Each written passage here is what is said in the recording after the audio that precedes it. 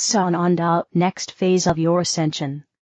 I am Sananda and I come to be with you at this time in this great time of transformation, and yes, transfiguration, that you are all moving through just as this meditation by the one who gave this meditation is bringing you to that next level of yourselves.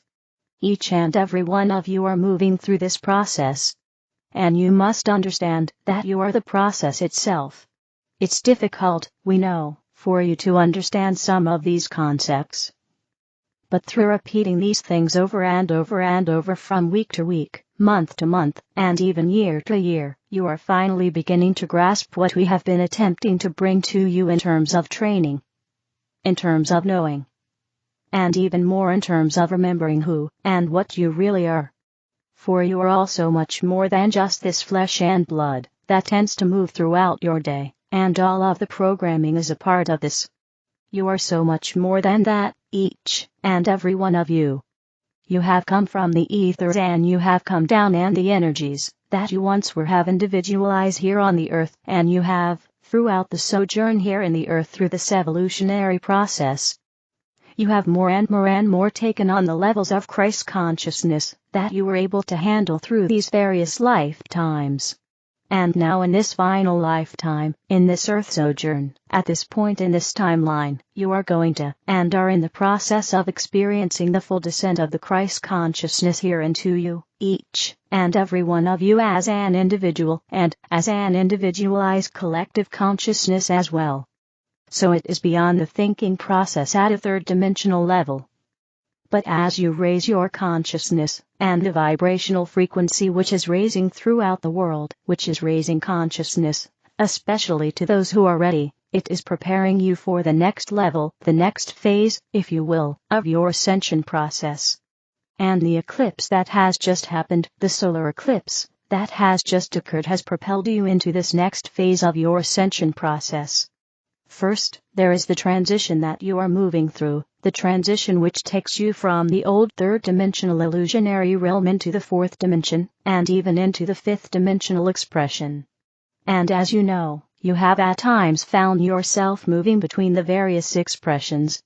Sometimes you are there in the third-dimensional, and the programs are so rampant within you. And then through a matter of raising up in vibration, you are then in the fourth-dimensional expression, and experiencing more of the love, and the higher level connectedness, that are there at that level. And then there are those two when the blissful feelings come over you, and there are those times when you don't even know where that blissful feeling came from. It just appeared. It just was there for you. That, my friends, is a fifth-dimensional expression. That is where you begin to find yourselves into the next realm, or the next phase of this transition, and your attention, your full ascension. I am Sananda, and I leave you now in peace and love and oneness, that you will continue on throughout this process, knowing fully that everything that you are doing each and every day is moving you a step further along in this process. Peace and love be with all. The moment that ruins our focus. I challenge you to do a test before you read the rest of this post. Well, okay, read the next 2 paragraphs, then go do the challenge. Open an email that's been sitting in your inbox, but that you've been avoiding responding to or acting on. Pick the hardest one. Try to sit there, read the email, and then act on it, and or respond to it. Then notice, if there's a moment when you want to just get away from that email, what does that moment feel like? This moment of overwhelm and anxiety is usually invisible to most of us. It happens multiple times throughout the day, possibly dozens, and determines the actions we take or don't take. But we rarely notice it, we just try to get away from it. This is the moment that ruins our focus. It's the moment that causes our procrastination and avoidance. It's the moment that ruins our best habits and our best intentions.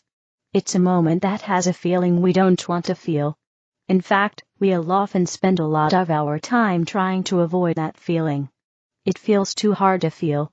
We might have even set up a large part of our lives so that we don't have to feel it. Our lives are designed around that kind of feeling. To avoid it. For example, if you feel that feeling when you talk in front of a group, you might have set up your life so you never have to talk in front of a group. If socializing with strangers gives you that feeling, you might have a life where you don't have to do that. If you get the feeling when you share your creative work with others, then you might have a life where you never have to do that. You get the picture. That's all fine, you don't have to change your life.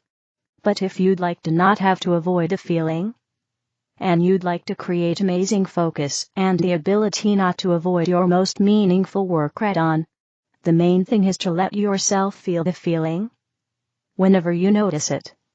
If you can do that repeatedly, as a training, you'll get much better at it, and the feeling becomes much less of a big deal. So first, notice when the moment comes when you're feeling the thing that is overwhelming and that you want to get away from. It might be because of a difficult or scary task, an upcoming event or meeting or trip, a difficult conversation, or a frustrating person, an email or message you don't want to read. Just try to catch the moment when it's happening.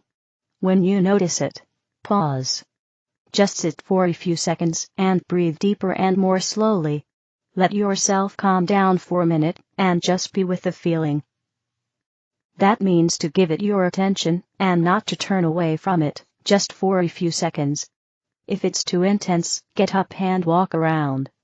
Shake it off. Distract yourself. Then you might try again, just for a few seconds. Maybe do that 2 to 3 times, if you feel up to it. No need to push yourself too far. If you practice this several times a day, you'll get better at it. If you do it 10 times a day, you'll get better even faster.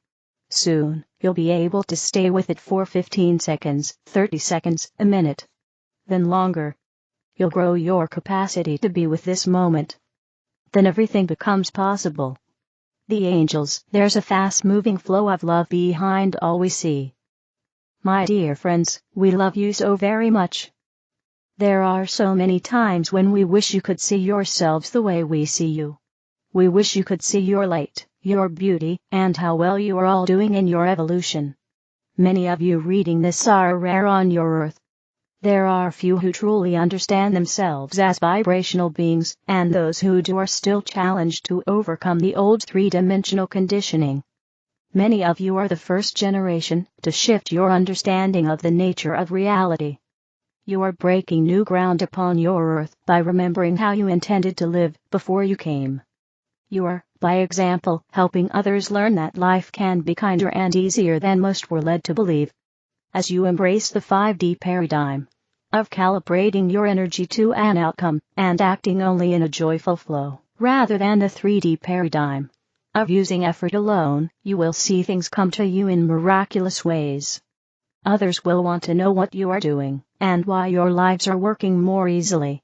While you are learning to embrace this new paradigm, there will still be challenges along the way, as the old habits of thought conflict with your new understandings. There will be times when, try as you may, it is difficult to focus on something pleasant. Love yourself anyway, as you are, for even choosing to love yourself when you feel less than loving will raise your vibration. The past few years have driven all of you deeper into your hearts. That is why so many of you are suddenly intolerant of things you once settled for. So many of you are reconnecting with people who nourish your spirits, and disconnecting from those who don't. Many of you are picking up new hobbies, or getting rid of old commitments. There is a huge movement upon your planet, although not widely acknowledged, to dive deeper into your hearts, and live more authentic lives.